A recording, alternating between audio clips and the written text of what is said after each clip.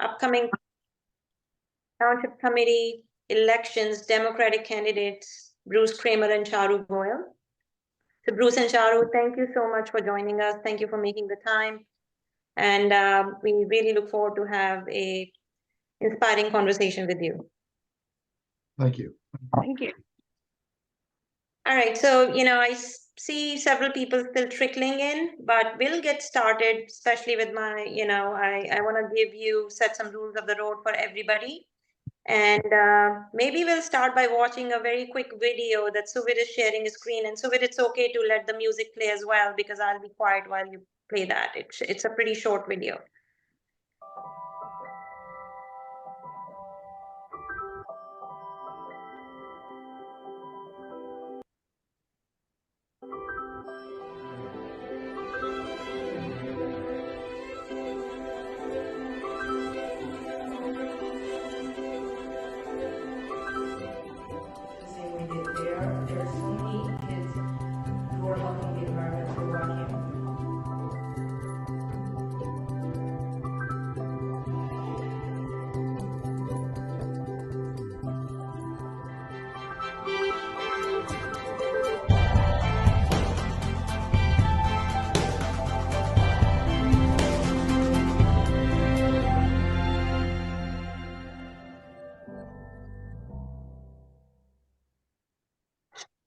That's Okay, great. so that was a very quick introduction to the beginnings of what this group is. So just for background, today's session is being hosted by student chapter of a local volunteer group called Millburn for Climate Action. And incidentally, this group actually came about 4 years back as an outcome of an impromptu discussion between a few residents in town who wanted to show solidarity with Greta Thunberg's march in New York City during Climate Week 2019. So instead of a rally or a march, we actually decided to host a town hall event at the Bauer Center. And just by word of mouth publicity, we invited all interested residents to join us at this town hall event at Bauer Center around the same time 4 years back. We were pretty pleasantly surprised to see a hall full of residents and especially a lot of students join us who came to present their ideas on topics such as plastic pollution, pollinator gardens, etc. We had kids as young as 6 to 7 years old who talked very passionately about plastic pollution and its impact to marine life. This informal network of concerned and passionate citizens then became Millburn for Climate Action. In the past 4 years, this group has been working through its volunteers on creating awareness through educational campaigns about sustainability and climate change, and organizes events such as native plant swaps, Halloween costume swaps, cleanup drives, etc. We show up at school events with a refillable water station to reduce plastic water bottle waste. We support efforts by our Environmental Commission and Green Team and helped Millburn achieve its Sustainable Jersey certification several years. We show up at Township Committee meetings to show support for ordinances such as the one on plastic straws and bags. And our members are enthusiastic participants in Township effort on sustainability, such as the food waste recycling program. We are completely based on volunteer participation and open to all residents in town. What we are not is not a special interest group or a fringe or a hobby group. We are in fact made up of professionals. Some of us are professors at universities, executives in corporate America. What really brings us all together is our collective belief that the only way possible for development, the only development that Millburn should aspire to is sustainable development. In fact, we would like to believe that instead of being a fringe group, we speak for the majority in town. Perhaps it is not as vocal, and we also speak for those without a voice. So our goal is to make Millburn a sustainable community. And with what the world has witnessed in the last few years with climate change, I'm sure we all agree that environmental sustainability is also economic sustainability. Sustainable development is defined as a development that meets the present needs without compromising the ability of future generations to meet their own needs. And that's the reason we thought that even though this group of students who are going to ask you questions tonight are not your vote bank, They're not going to be voting for you in this election. But we do think that they have an important voice. We do think that we, adults in town, they need to hold us accountable. They have the right to ask us this question, that how are we ensuring that we will have enough resources to meet their future needs, right? So this conversation tonight will be led by students. We have 4 students participating tonight, all from Millburn, all Millburn residents. However, some of them are from some private schools in the area. So I'm going to start with Kunal Chatterjee. He is a junior at Millburn High School. And just to give an overall sense of the format of the questions and how we're going to go about it, Bruce and Taru, we did share the questions with you in advance. And obviously, each one of these topics could take up an hour each, right? I mean, these are not easy questions, these are not easy decisions. We really want to hear your sort of overall sense, get a overall sense of your sentiment about these topics, right? And we won't have enough time to go through all the details, right? But we want to hear again, as I said, how do you feel about this? So each student will have about 10 minutes to cover their questions and get your responses on it. Once that 10 minute is over, even though you may not have finished your response to his questions, I'm going to move on to the next student, right? And you always have the opportunity to come back to us with a written response, or we can have a future conversation. Okay? All right, so Kunal, we are going to start with you. Please go ahead, introduce yourself and introduce your questions to Bruce and Kelly. Thank you, guys. And obviously, thank you guys for taking time out to do this. So just to quickly introduce myself, my name is Kunal Chatterjee. I'm a junior at Millburn High School, and I'm also a student volunteer with the Millburn for Climate Action. So my questions for you today will relate to developing and promoting green transportation for options and infrastructure in our town. So my first question will relate to having more EV infrastructure in our town. As we all know, the overall upsides are having an EV are tremendous. Electric vehicles improve air quality, reduce GHG emissions, and save owners on money on fuel and maintenance. And according to the Environmental Defense Fund, a medium-sized EV produces 60 to 68% fewer greenhouse emissions over its lifetime than a gas-powered car. That being said, according to Charge Hub, there are only 3 charging stations in the town. Simply put, it's not enough. And neighboring towns are putting in a lot more effort in the development of EV infrastructure. For example, in the North Jersey Transportation Planning Authority, or NJTPA, partnered with many NJ towns, including Montclair, Secaucus, and Woodbridge.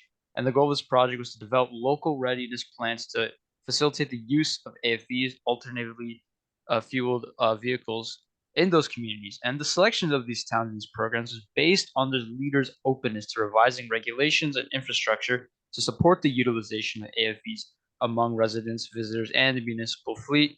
And as a resident of Millburn, I'm just curious why maybe the NJTPA didn't consider Millburn, and possibly what aspects of leadership could be changed to make it possible.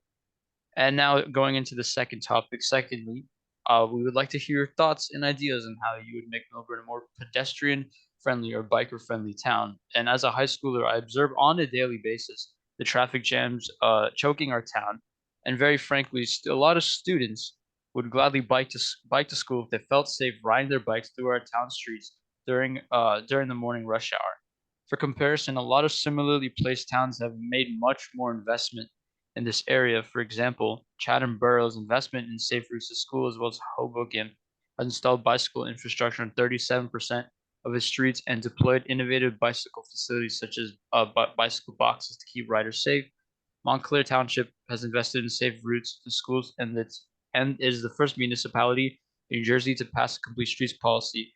And I just want to clarify to the audience, a complete streets policy is basically the street is able to is basically able to serve all modes of transportation, as well as those who want to use the street for non-transportation purposes. And the benefits of the NJ Safe Route program would provide funds for projects and activities meant to enable children's K through 12 to walk and bike safely to school, which in turn helps reduce congestion, air pollution, and traffic jams. So to summarize of what I said, what are your plans on implementing more EV infrastructure in our town, and how would you guys transform Millburn into a more pedestrian and biker-friendly town? Thank you. So who should go first? Those are the easiest questions for the two of us. we both drive electric cars. Yes, that's So, true. I think yeah. we are the ones who had been Bruce and I, we have known each other, and we had been promoting safer and a greener environment, whether be it doing it in our home, for example, using all, non-plastic, three things: reduce, reuse, recycle. We both use electric vehicle cars, whatever it may. We are all for electric and a safer and a greener environment. But Right. yes, you should go first. Right. Okay. It doesn't matter. We're both passionate about this. Okay. So, I used to have a Tesla. Unfortunately, I was rear-ended in a major accident. When I went to get another one, the supply chain during COVID, I couldn't get one. So I bought a plug-in electric, which gets about 40 miles on an electric charge. I only drive 4 miles to my office, so it covers me when I just don't need to really use gas. And when I do, I average about 53 miles to the gallon. And you're right, we only have those 2 charging stations in the parking lot. I used to have to go onto Morris Avenue to charge my car. I can't understand why the township doesn't afford more of that. You look over at Whole Foods, they installed a whole bunch of charging stations. We could do that also. We have a number of different parking lots where there's plenty of space to do that. We just have to seek it out. Agree with that. I think we really do need to seek out, because we do have space in Millburn. I really don't understand why we have not yet invested. And that's why I stand here for. To promote a more safer and a greener environment, we need to have more charging stations, more awareness as well within our community that this is going to improve the environment and make it more sustainable. That's something we need to do as a community engagement initiative, which I'm very passionate about. A little bit about myself. I'm a mom of 2 children, has been residing in Millburn since 2016. My older kid is in Millburn High School, and the younger one is in elementary school. My husband Ankit and both my kids and myself have been an avid promoter of a safe, green, sustainable, environmentally resilient environment. Number 1, to promote electric vehicle. 2, is the second question, which my friend had asked, was how we can promote pedestrian safety. This is of utmost priority and one of my strong, agendas to improve public safety, pedestrian safety, to have more crosswalks, sidewalks, and create pedestrian zones, which are not enough in the town. We need to have the right zoning in a town to be more pedestrian safe. We need to enforce the speed limits in a town. That is something which will improve pedestrian safety for our children. Designate more spaces for our kids so that they can bike in a more safer environment. This is something, both Bruce and I are both passionate about. We keep on talking, how we can implement that plan. And once we are in the office, that is our number 1 priority. And we are going to work with you on that. Right. So speaking about biking, I am an avid bike rider. I usually go 30 to 40 miles at each ride. About 4 years ago, unfortunately, I was in a bike accident in a 40-mile ride. Ended up with spinal surgery. So I'm a little nervous about riding a regular bike. So I went out and bought a recumbent trike. I don't know if anyone knows what that is.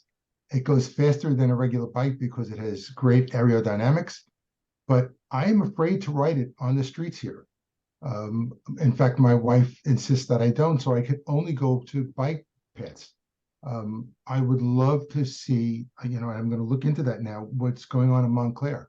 I think that's great to have complete streets there where people like myself could actually ride a bike and not be concerned about the streets. As far as walking, again, because of my spinal surgery, the best exercise I can have is to walk. And walking is great for everybody. And I try to walk 3 to 4 miles, maybe 4 to 5 days a week. But I have to be very careful as to where I walk. I always walk against traffic because that's safer. but it would be beneficial to have the ability to walk anywhere. And I can understand, I do walk into town. And fortunately, I have sidewalks most of the way, but there are a lot of areas that don't have that. And that is an issue, and that's something that needs to be examined, and we need to bring in the professionals to see how we can get that improved. Does that answer some questions? Thank you, Bruce and Charu. I would certainly, you sound supportive of the, the two questions that Kunal has asked. I think what it comes down to really, we all have, I'm sure there are tons of things on your agenda, and if you were to be elected, you will have to deal with a lot of priorities. Where would you rank all the questions that are being asked today on your list of priorities? I think we'd like to understand that as, we continue along in the election cycle. Can come back to us, that what are your top priorities, and where do some of the questions that we are asking today, where do they end up, right? So that's one. Second is, and this is part of a question that I would probably ask as a closing question, but one thing that we have also encountered every time we bring up these ideas about making our town more sustainable to a township committee, it's like, people, there's not enough time on the hands of the township committee members, and they sort of punt it back to us. They said, why don't you guys do the research and come back to us? So I'll promise you that as a volunteer group, we all spend inordinate amount of time trying to push the green agenda in our town. But I do think that given where the world is, where everybody is with climate change and sustainability, it is high time now that Millburn has a sustainability officer, somebody who is on a payroll, who's thinking about this as part of their job and pushing this agenda along.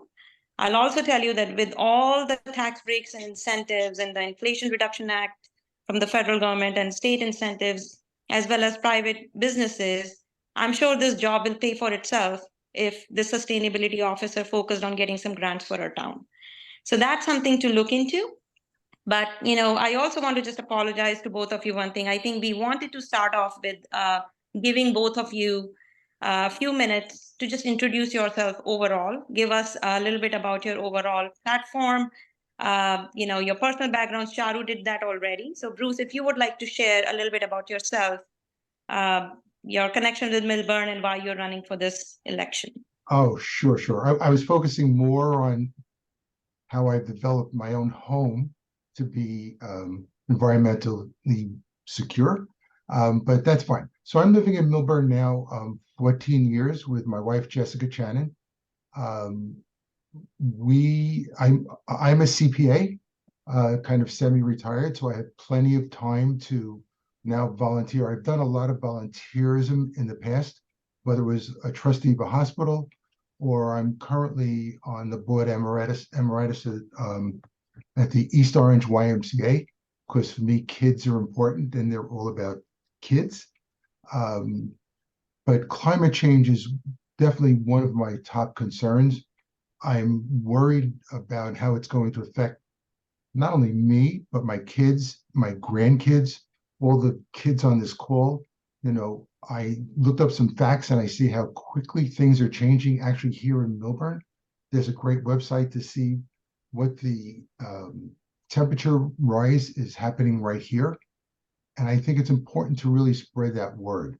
As far as prioritizing, everyone is really concerned about the flooding, and that's really important here. I think what the Township Mitigation Committee is doing is a good start. I think there's a lot more that we can do. Unfortunately, my number one priority may not necessarily be the environment. It's gun safety. I'm very passionate about gun safety, but the environment comes right behind it. And if you see the way I live, and I don't know if there's time for me to tell you some of the things we've done in my house, you would understand why this is so important to me. So if you want to hear that, I can tell you, or we can wait till later. Why don't we do this? Let's go through students' questions. We have 3 more students with 2 questions each. So let's go back to that, but then hopefully we'll have some time in the end to hear a little bit more about what you've done in your personal life. Sure. So Aryan Jain will go to you next. And Vanita, if I may, I also want Yes, to please. kind of introduce myself. I'm not sure if everybody on this call know about me. So, and also answer your question on the priority, if I may. Yes, Um, please, please. No, apologies. I thought that you had already stated some of those things in your previous, but please go ahead. Yeah, so I have been, like I said, I've been living in Millburn for almost, a decade now with my husband and 2 kids since 2016, which is almost 7-8 years. And I have been an active voice for the green environment, whether be it starting from home and working with the community and the kids.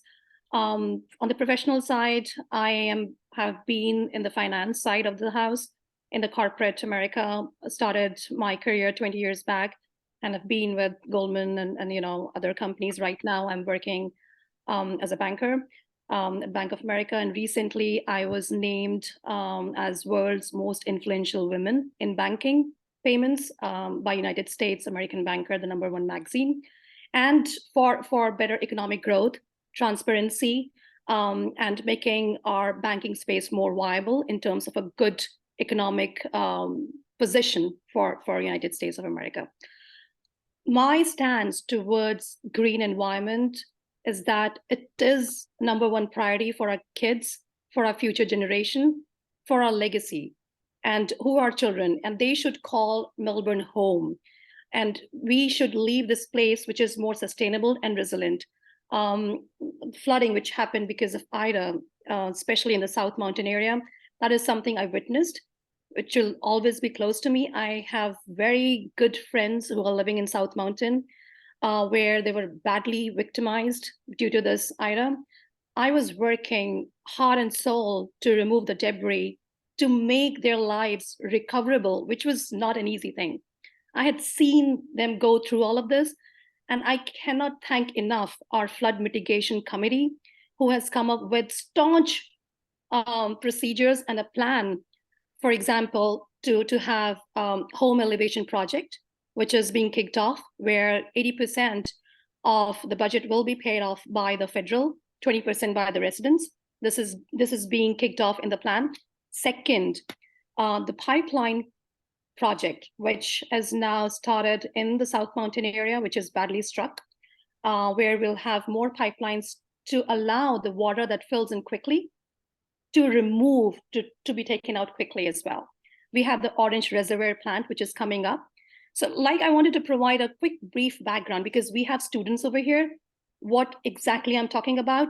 So our town basically is formed of 2 valleys, and the lowest point of the valleys is the 3 rivers, which is Rahway River East Branch, Rahway River West Branch, and Van Winkle Brook.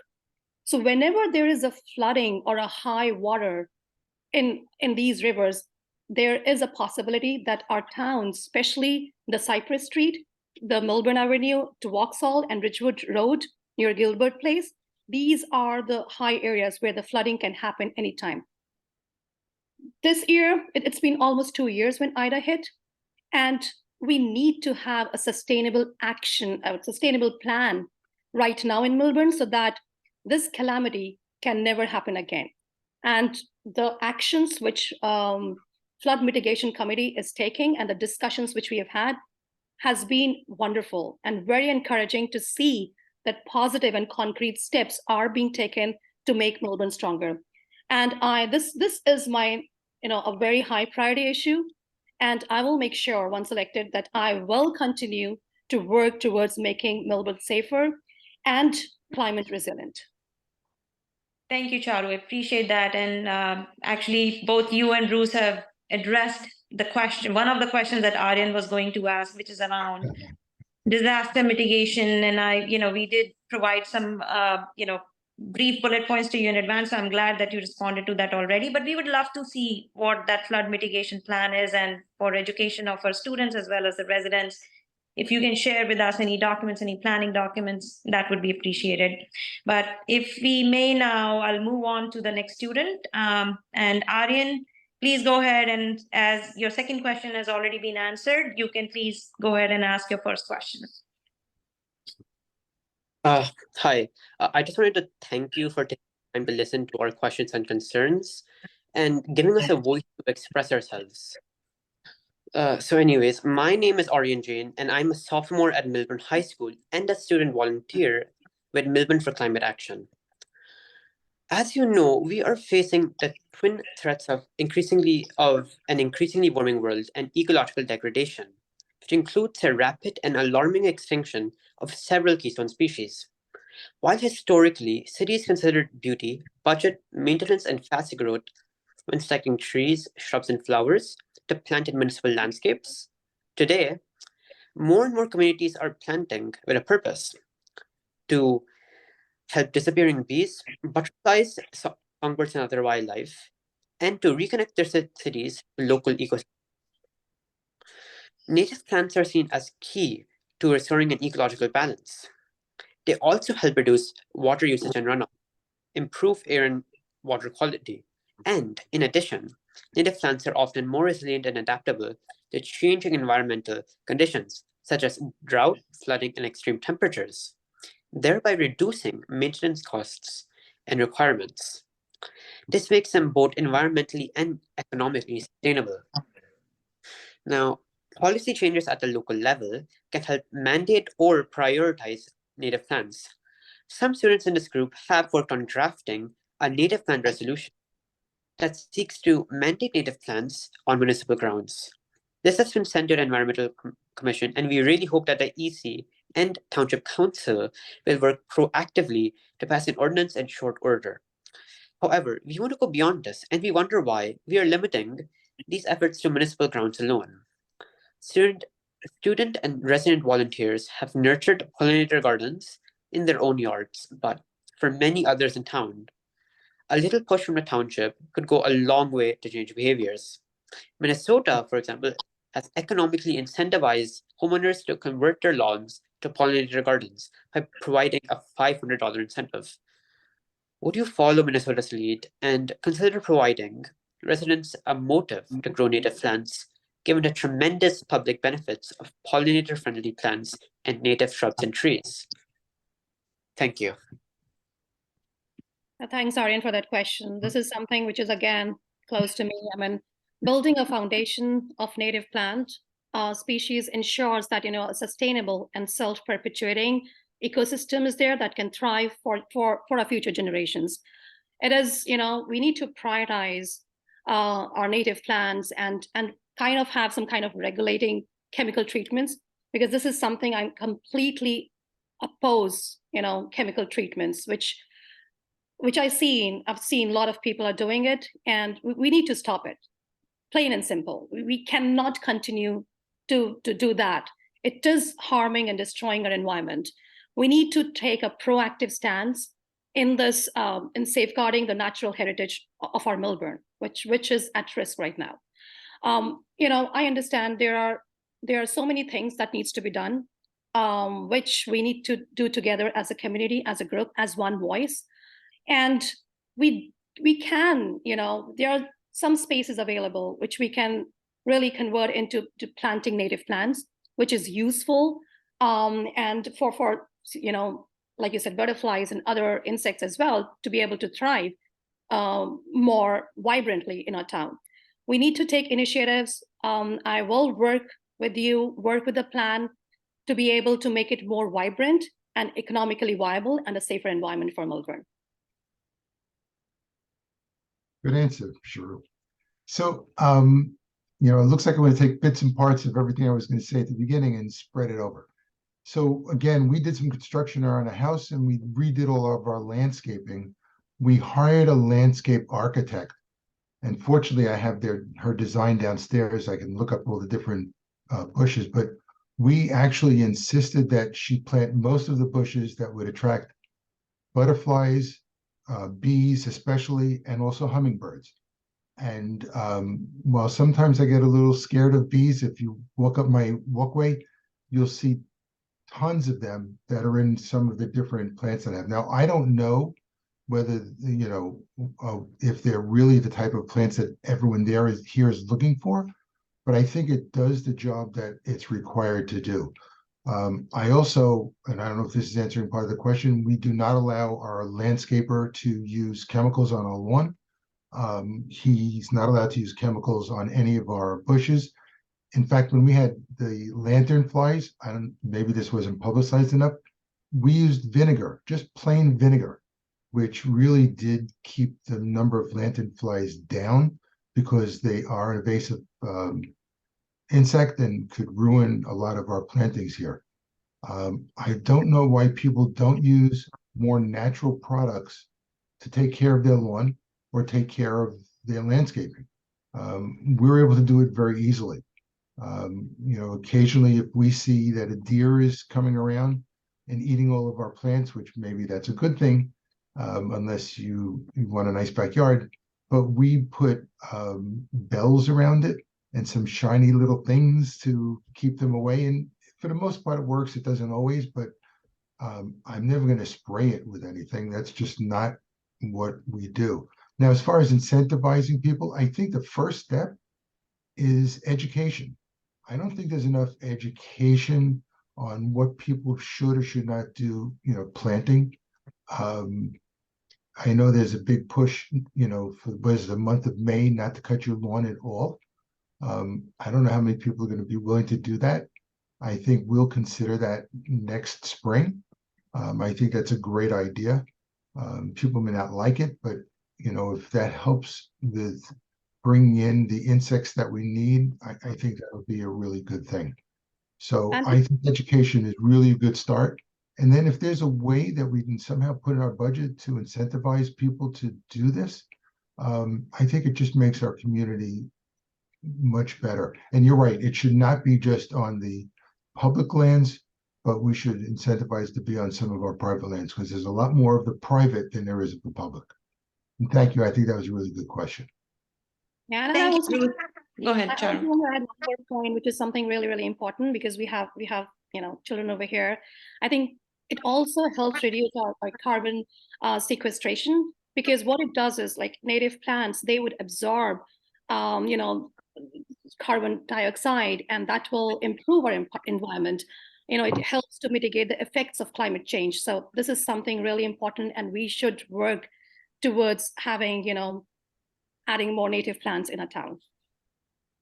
Thank you, Charu and Bruce. And Bruce, I appreciate both of your responses, but I will push back a little bit on Bruce. One thing you said about education, absolutely key, absolutely important. But I will also say that some of us in this group are tired of educating the town for past 4 years. We have done how many native plant swaps, free giveaways, talks, Zoom calls, free walkthroughs. Green Team last year sponsored a native plant. They actually were the force behind Millburn adopting a native plant ordinance, adopting, I believe, May as a native plant month.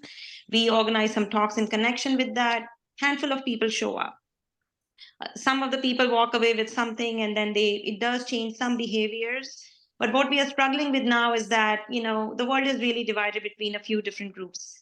Some people who do voluntarily take responsibility of, watching their own carbon footprint and their impact on the environment.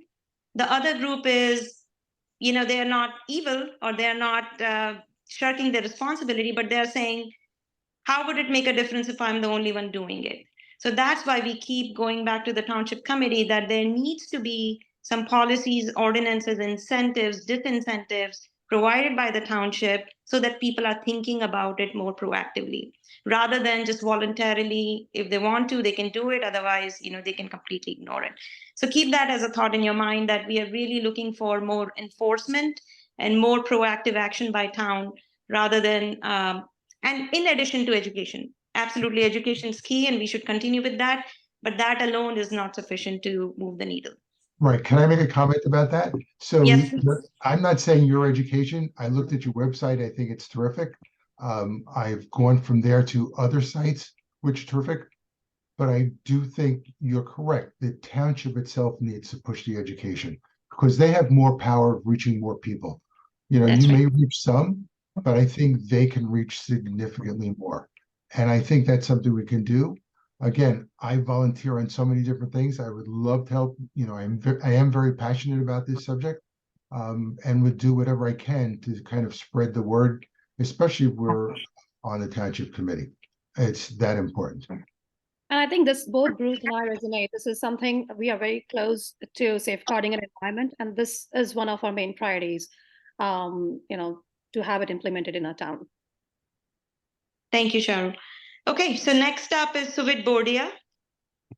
Suvit, please go ahead with your questions.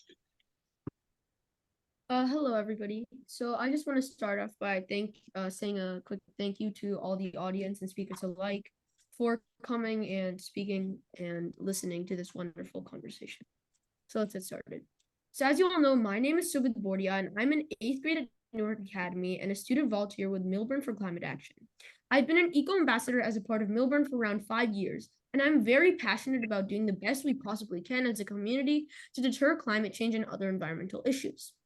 My questions for you today will relate to the waste footprint of our town and what measures you are prepared to introduce to curb it. Millburn collected 6,600 tons of municipal waste and 2,100 tons of recycling waste in 2022 for all households and schools. For households only, this translates to roughly over half a ton per year or 100 pounds of curbside waste per month. We also know that following this process, the municipal waste goes to an incinerator in Newark to burn. For the full service, we have learned that we roughly paid $2.5 million to Giordano's for this service. Traditionally, residents, including those of Millburn, pay for waste collection through property taxes or a fixed fee, regardless of how much or how little trash they generate. On the other hand, pay-as-you-throw programs treat trash services just like utilities, in where households pay a variable rate depending on the amount of service they use. 12 towns in New Jersey, such as Chatham, now use such system, along with thousands of communities across the world. These systems are a way to equitably charge for trash disposal while encouraging waste reduction, reuse, recycling, and backyard composting. So our first question to you is, given how waste contributes to air, water, and soil pollution, along with greenhouse gas emissions, should Millburn consider a pay-as-you-throw program, even though it simply may be pretty economical for us currently to contract with Giordano's or even negotiate a cheaper price as they collect more waste? Now, furthermore, onto our second question, we have learned that roughly 20% of our town's waste is organic. Millburn introduced a food waste recycling program a few years back, which allows interested residents to bring their organic waste to the town yard for an annual fee of $60. We know that if organic waste is left to decompose in landfills, it produces methane or leads to air and water pollution. But if it's instead recycled into compost, it turns into nutrient-rich addition for soil that feeds us all. Based on the latest data in 2022, we collected 45,000 pounds of food waste through the program, and about 50 to 60 families participated in it. Also, in comparison to Giordano's, the contract cost for this program is about $12,000, out of which $3,000 is being paid by the participating households. So, our second question to you is, what would you do to increase subscriptions to the service and perhaps make it more accessible to more households to use? There are many interested people in the program, and it is clearly not on such a big scale as it could be. Yet many of these people find it very difficult to drop off food scraps to the township yard given the limited hours. So here's an idea. Since our schools are part of the township's municipal waste program, how would you be willing to have each of the elementary schools, as well as the middle school and the high school, be a point of collection for the food scraps recycling program? This way, both the households and schools can participate in the food waste program. Thank you so much for your time. Shall I go first? Go ahead. So you know what? I'm going to take back something I said before. Thank you for the education. That was really good. I did not know pay-as-you-throw even existed. I think it's a great idea. I don't know how to implement it, but I think we should look at Chatham and some other communities that do that. We're only 2 people in my household. We have very little waste that we throw out, but we still contribute to the waste. And if there was a way to incentivize us by charging us for what we dispose of, I think we would think a little bit harder about watching how we throw and what we recycle. Now, quite frankly, we don't do anything with composting. We virtually are in the habit of eating everything we make, but there are still things like banana peels or what have you that we tend to throw in the garbage. And again, I learned through your website where my wife actually reached out to Java Compost. I think that's something we're going to start doing. It would be much easier. I think it's a great idea if we can go to the local school. I don't know how that would work, but I think that would be a wonderful idea. And that's why now I think I'm getting the education, and I appreciate that. And that's something that's very easy to spread the word, make it easier for people. It's very disheartening to see how few people go to recycle their foods. I do have friends that have composting, and occasionally when I go there, I bring some of my waste with me. Again, my wife and I have very little, but we still contribute to that. So I think those are some really great ideas, and I would do everything to support. I like the pay as you throw. I think that's a very interesting concept. Probably save me money, maybe won't save everyone money, but overall, I think that would work to help reduce some of the garbage that's being thrown out. I'm aware of pay as you throw, and I have been, talking to people as well. There are some communities that have even adopted it. We call it as PAYT.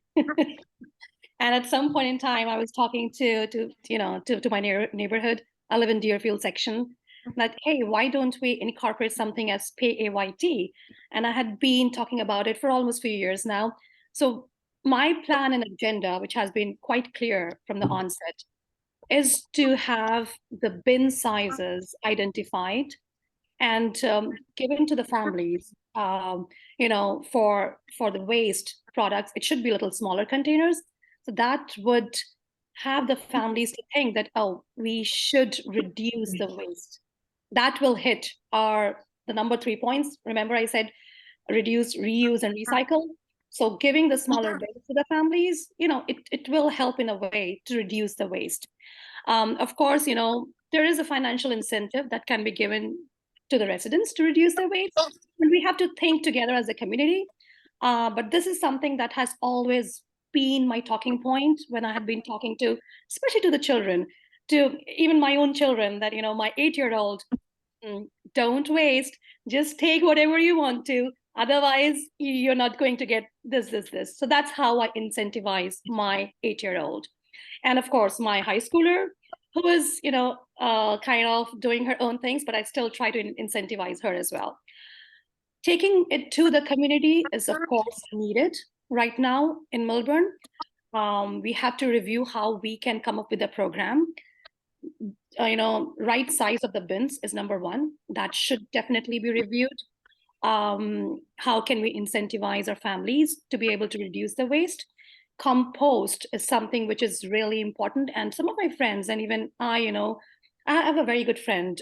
He's a biomedical expert, and we were talking together how we can do the composting at home. And we, in fact, all of the leaves that we collected during the fall season, we actually tried to build compost and put it in the soil. So it was a very good initiative. That's something we need to spread across and have more community engagement. And whatever the township can do, I want to initiate that as a program. And very good question. Truly appreciate that asking. Thank you, Charu and Bruce. So one point I'd make is that, and Priya Patel, if you're on the call and if you want to provide any details on that, please do so on behalf of the students who are running that program in Millburn High School. So again, as part of the research we were doing for asking these questions, I did not know this, but our Millburn schools waste is collected as part of the municipal waste. So in some of the schools, the students have been trying very hard to implement a composting program and not really getting much support from the school administration.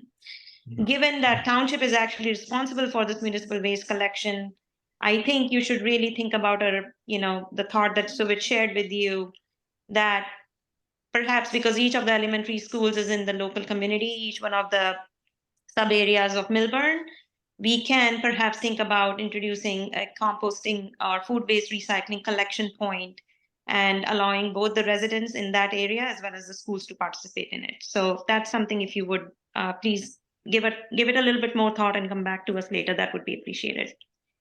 Okay.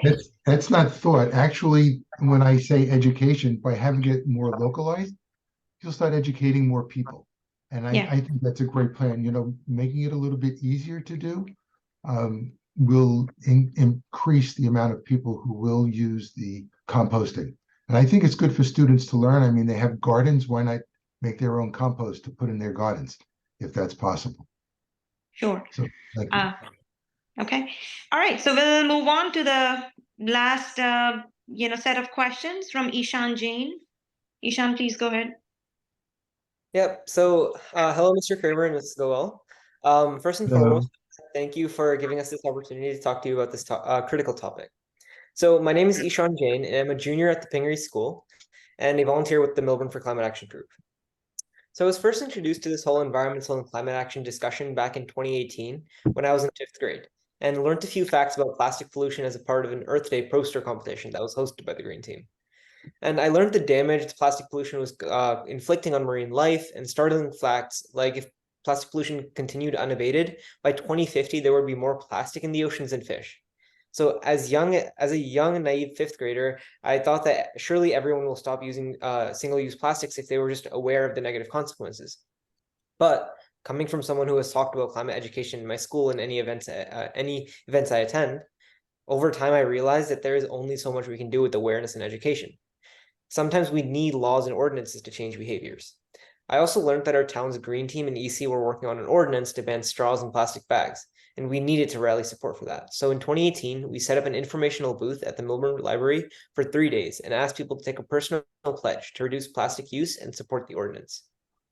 Several students volunteered to make statements at the TC meeting to support the ordinance, and in 2020, Millburn finally passed the ordinance. While this was a win, given the undisputed facts about the extent of plastic pollution, I would have hoped that by now Millburn would have passed more laws to ban other single-use plastic items, such as cutlery. But frankly, I'm disappointed to report that not only have we not made further progress, we've kind of gone backwards, with a lack of enforcement for the current ordinance. Several Millburn restaurants still continue to give out straws without requesting. So my first question is around the enforcement of the plastic ordinance, and what would you do to ensure residents and businesses are firstly aware, and secondly, following the ordinance? My second and last question for the day is in regards to gas-powered leaf blowers. While the sound of a leaf blower is synonymous with lawn maintenance, the resulting noise and environmental pollution has led many communities to limit their use or ban them outright in favor of less disruptive electric or eco options. Studies show that leaf blowers and other gas-powered lawn and garden equipment expose workers and the public to high levels of toxic and carcinogenic emissions. In addition, just like horrible facts about plastic waste, leaf blowers have pretty startling facts of their own. For example, 1 hour of leaf blowing is the equivalent in emissions of driving 1,100 miles in a car. The state of California and Washington, D.C. have banned the sale and use of gas-powered leaf blowers, citing emissions concerns. Several towns in NJ have restricted the use of blowers, such as Summit and Princeton. And just in 2023, we've seen several townships take further steps. Most notably, effective January 1st, January 1st, 2023, Maplewood has enacted a total ban, including personal use by residents and by those contracted for services. Maplewood further mandates that property owners, the person operating a leaf blower, and any contracted service company will also be held responsible for violations and subject to fines.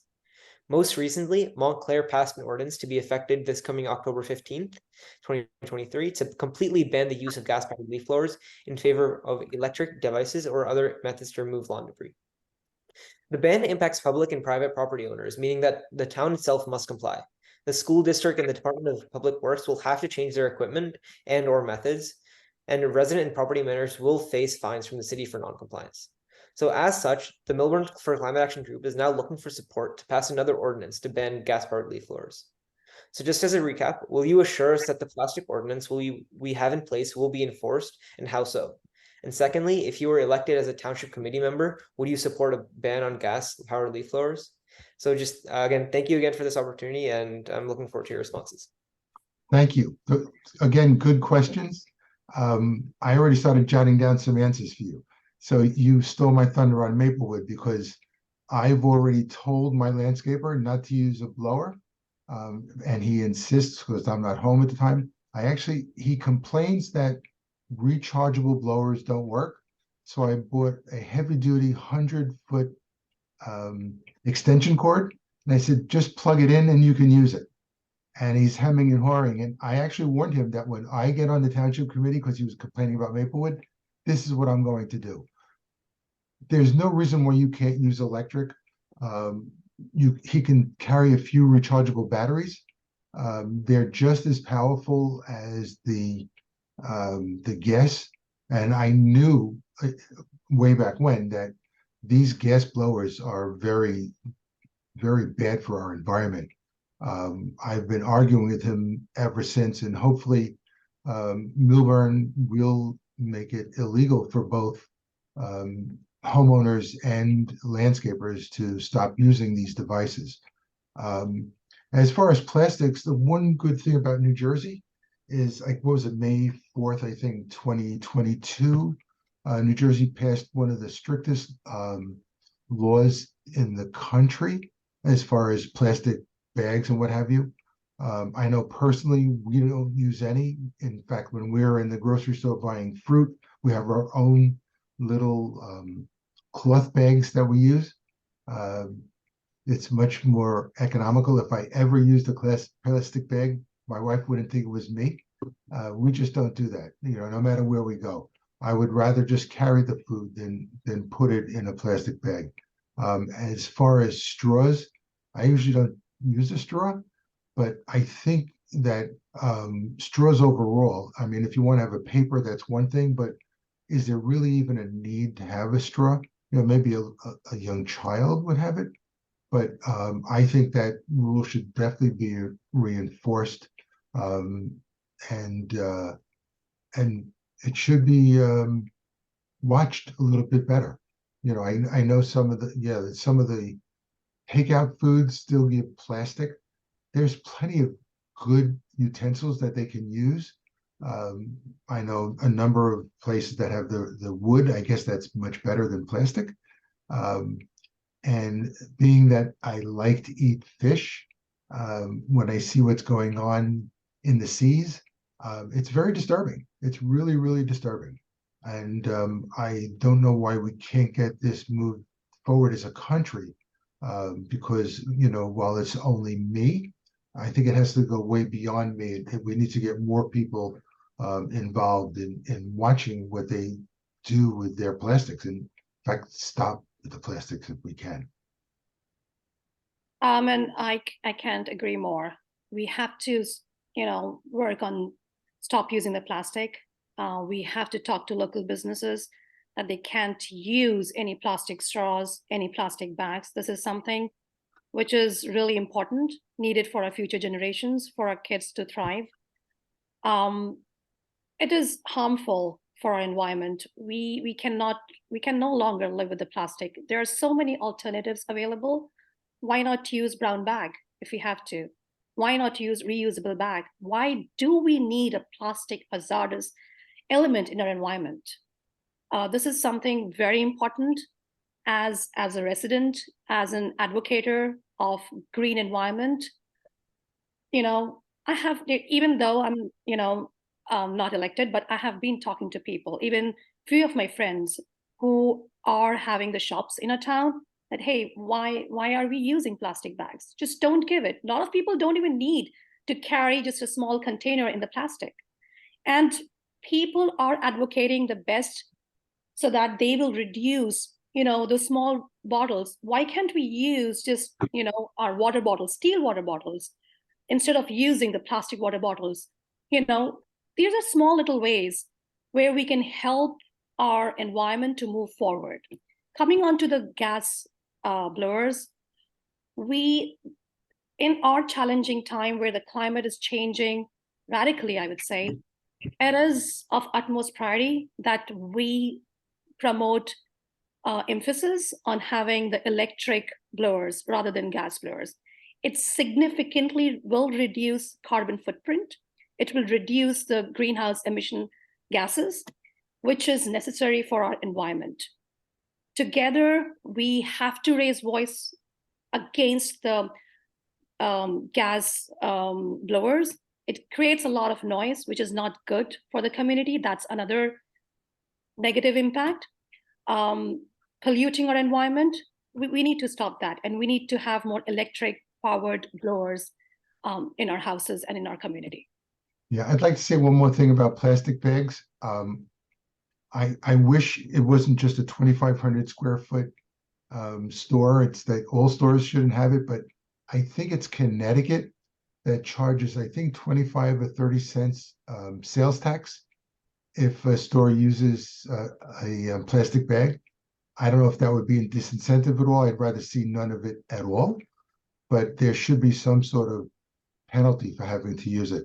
Also, just to everybody, I hope everyone's, if you like soda or seltzer, to use SodaStream. I don't own the product. I mean, I own the product, but I don't own the stock. But it's a great product, and we use it all the time. It's really it helps not to use any bottles, or we don't really use any plastics here. So just a little bit of advice on that. Appreciate that, Bruce and Charu. So, again, I think, the repetitive theme, as you probably, we all can sense with these questions, people who are aware, we seek the answers, we seek the alternatives, greener alternatives, and we are trying to make change in our own personal lives, right? It is sometimes difficult, hard to live a green and sustainable life in America, given our economic system, right? I mean, our businesses continue, there's just no penalties, or there are no disincentives for businesses to continue to produce products that are crashing the environment, right? So the question really comes down to, how does Millburn want to move the needle on these topics, right? I mean, it is going to come at some inconvenience to people, but as far as an economic cost is involved, I think we probably cannot nail it down, but we all can feel it, that if we don't pay for it today, our future generations will be paying for it dearly, right? So there's clearly an economic argument for this. There's clearly an argument for environmental sustainability. There's clearly an argument for equity and justice, right? So how would you support all these initiatives? How would you support all these questions that these students have asked? We'll summarize this conversation. We have recorded it. We'll share it with widely with the township, with the residents in the township, with your permission, as well as, you certainly have an opportunity to come back to us with any more substantive ideas, or any more, thoughts that you have around any one of these questions. But if you have a few more minutes, I do see that there are some students or some people in the audience who may want to ask a question. So if you're okay with that, we can open up. Otherwise, Sure. I know we're at the end of the time, and I'd like you're okay with that, Bruce and Charu? Yeah. Yeah, I mean, Of course. yeah, of course. I mean, we can have a few more minutes, of course. Was there Ishan Akula or somebody who wanted to ask a question? Or I see an Ishan asking if he wants to ask a question. I'm not sure entirely. I don't see the full name. And Abigail. Yes, it's Yeah, me, go ahead. Ishan Akula. So I just want to thank you guys for listening to our concerns today. And so my question is, in our township, there's been constant vehicle use it's a common mode of transportation, which has led to environmental concerns such as air pollution and carbon emissions, which is common not only in our township but common everywhere. So how do you plan to promote more sustainable transportation options like public transit, biking infrastructure, and walkability to reduce environmental impact of ongoing vehicle use while improving residents' mobility? I think we did, that's one concern, I think. And, we did talk about it a bit earlier, that we want to have more sidewalks, safer pedestrian walks, so that people feel safe to walk in our town, in our community. Second point is, we want to have as much use of electric vehicles as possible. Both I and Bruce drive EVs, and that reduces the carbon footprint, reduce the emission. And this is something that we want to encourage people. Right now, we have very few electric charging stations in the town. And our goal is we will strive towards having more electric charging stations, which will encourage people to start using EVs rather than using, other modes of transportation. Right. In addition, we talked about, I'm going to look into Complete Streets that Montclair has to look about the ability to walk in town and also ride bikes.